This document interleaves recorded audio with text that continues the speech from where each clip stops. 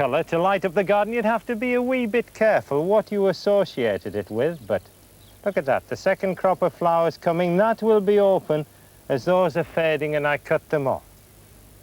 But that is what I used to call the floribunda. Since Adam was a lad, I've called that a floribunda, and I still think of it as a floribunda, a lovely bedding rose, that trumpeter. But even with the best advice, some varieties can still be a real disappointment. Now this is a floribunda called Pink Parfait, and to my eye, it's just not very good. It's quite a nice pink, okay, but the way it fades is quite unattractive. When judges are looking at roses that fade, they're looking for roses that fade attractively, but who's to say what's attractive? It's in one's own eye. I think we should always remember that gardening is something we should be subjective about. We should like what we like in our gardens and not what we're told that we ought to like. And we do. It's our personal feelings about each and every rose that makes us passionate about them, as Jeff Hamilton discovered. As I continued my search for more paradise gardens, I remembered Miriam Rothschild's grand plan for the highways and byways of Britain. I'd like to see the whole country full of wild roses, and you could plant them along all the hedgerows on the main roads. The big bypasses are on the big A1s and M2s and 3s. The whole way along there you could have the wild roses. Once the idea's there, it can very easily be round. I think you could soon get flowery hedgerows along our motorways. And if it's not the sight of them, it's the smell of them that gets us going.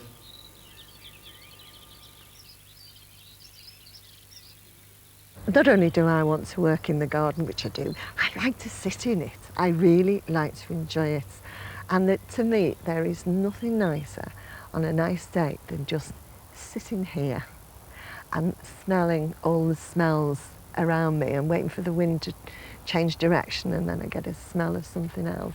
And it's just my idea of bliss. And some of us wouldn't think of growing anything else in our gardens. I've always been a gardener from a child. At least I've loved pottering in a garden.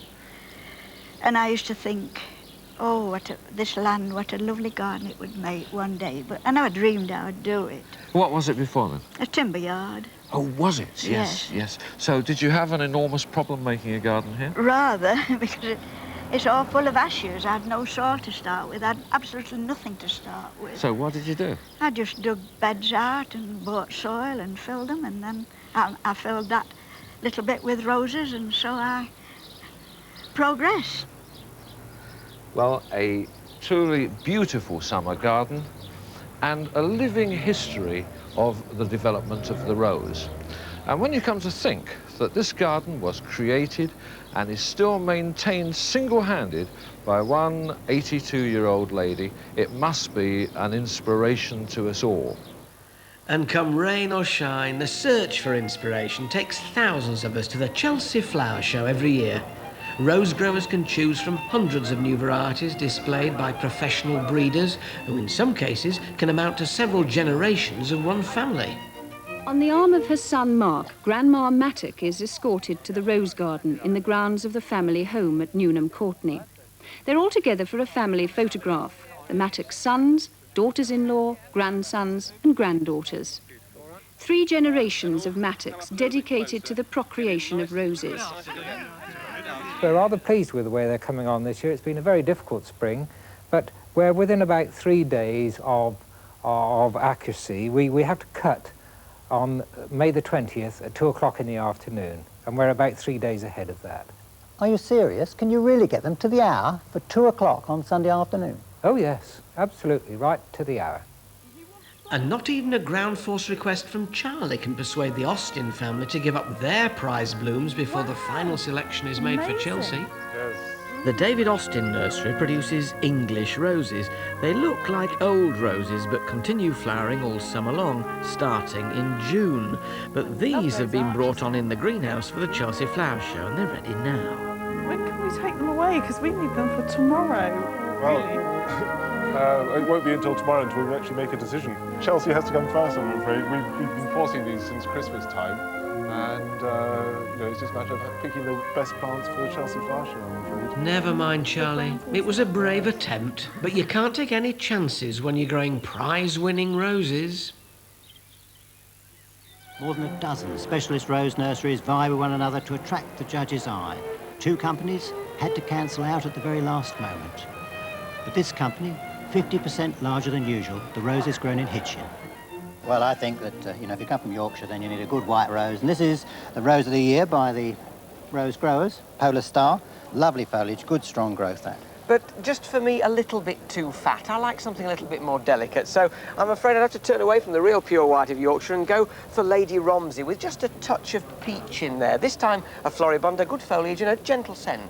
Well, you know, I'm not sure about having a pink Yorkshireman, but I mean, this is a bit of a mix-up too, because this is called Peace Sunblaze, and it isn't like peace and it isn't like sunblaze. It is like an old-fashioned shrub rose with that green button eye in the centre there, and some little blighter. Lovely foliage, just now making some growth in a small pot. But, you know, if you want a miniature rose that's got a better name than that you can remember, then you've got to go for this one. Deep crimson, pot black it's called, even good in the shade, they tell me. You've been having too much airtime this week, it's going to your head, you know. I think this bright spark just about sums you Oh, up. very appropriate. Yes, no. For me, I would far rather go for this. Now, they say every leading man who plays with Felicity Kendall falls in love with her. So let's wait and see how many gardeners fall in love with this beautiful coral red hybrid tea rose. All right, I know it's hybrid tea, but it is a very good bloom. It's usually a bit crowded for me, but I love it. It's the most wonderful place. I've been lucky enough now, because it's the second year running I've come. I hadn't been once or twice before, but it just takes my breath away. Another rose for the catalogue, Franklin Engelman, named after the broadcaster. I think it's the nicest thing that could happen to anybody, isn't it? After all, people get medals for gallantry, they deserve them. People get titles for political services or for doing good. This has been given to me because a family happens to like me. I can't think of any other reason, and I can't think of a nicer reason for having a rose named after you. I'm delighted. What kind of a rose is it? Well, it's a fiery scarlet, as you can see, but I like the description. It says it's resistant to disease, it's well balanced, above average height, and weathers well.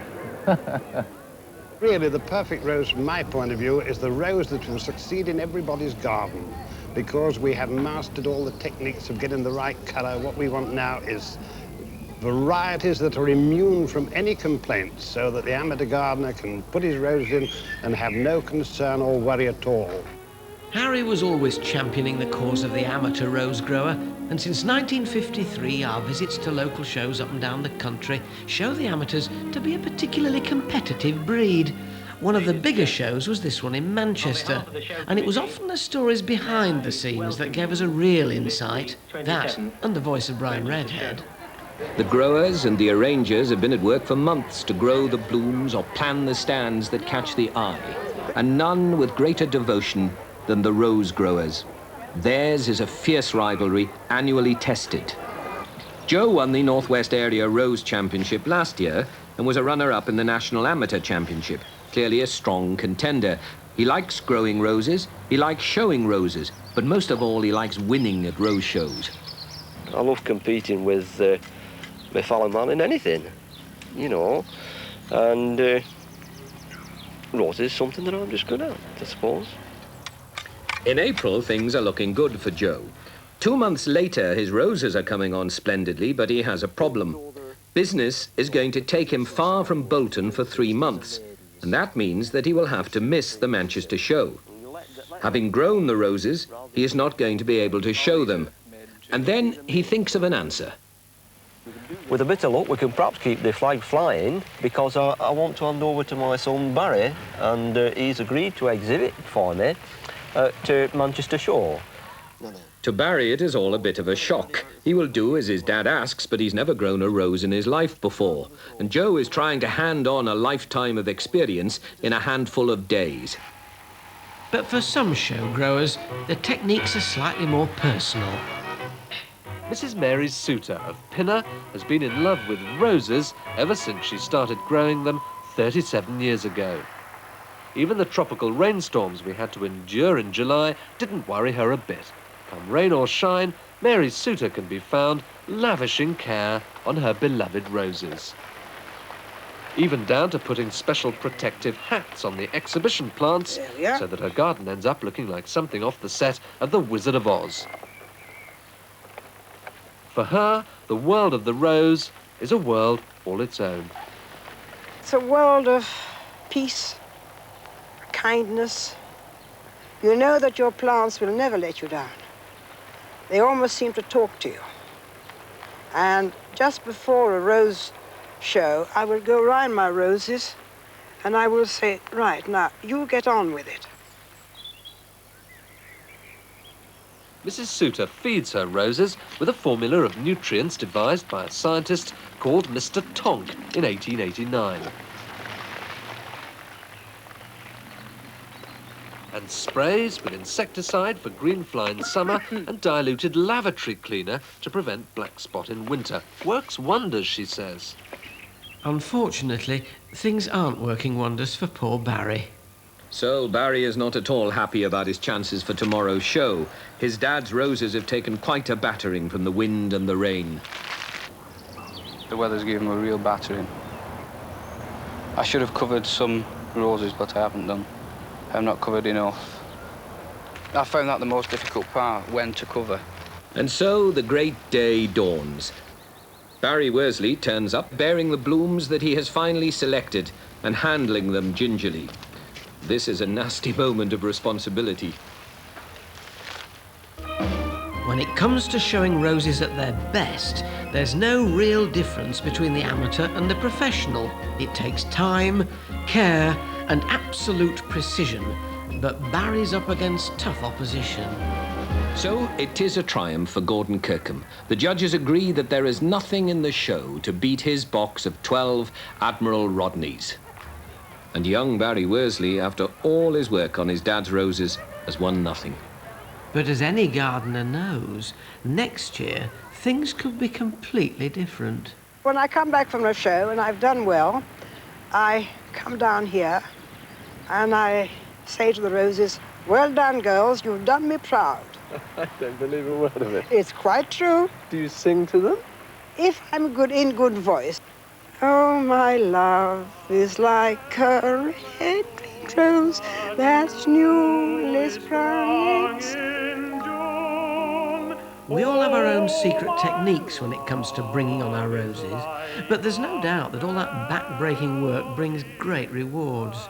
So whether they're grown in the vast acres of a country estate, the back of a terrace, an allotment, or even window box, and whether you choose to propagate or prefer to pop to your local garden centre to buy your favourite variety, the end result brings nothing but pleasure and beauty. But which ones have we singled out as our particular favourites? It's lovely, isn't it? Yes. Silver Jubilee. Yes, the finest of the recent introductions, you know, beautifully scented and free from disease. So, of course, that's got pride of place here in front of the magnolia. And, of course, there's the most famous of all roses, peace. Few things are lovelier to me than a full-blown rose when it opens its heart. This rose, with its pale gold, pink and ivory petals, blending to a lightly ruffled edge, has been called the rose of the century. Bred in France from a single untested seed, it was smuggled in a diplomatic pouch onto the last plane leaving France before the occupation. At the end of the war, in 1945, it was christened Peace. During the war, before peace had a name, T.S. Eliot compared the rose to destiny when he wrote, "Footfalls echo in the memory, down the passage we did not take, towards the door we never opened, into the rose garden." Roses may bring out the poet in some of us, but they bring out the gardener in all of us.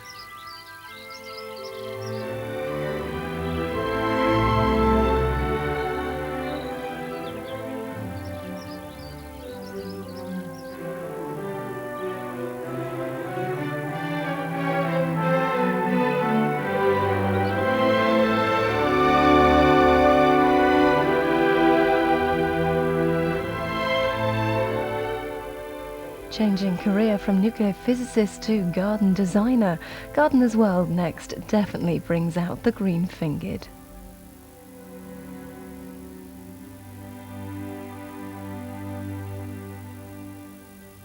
It could be a piano.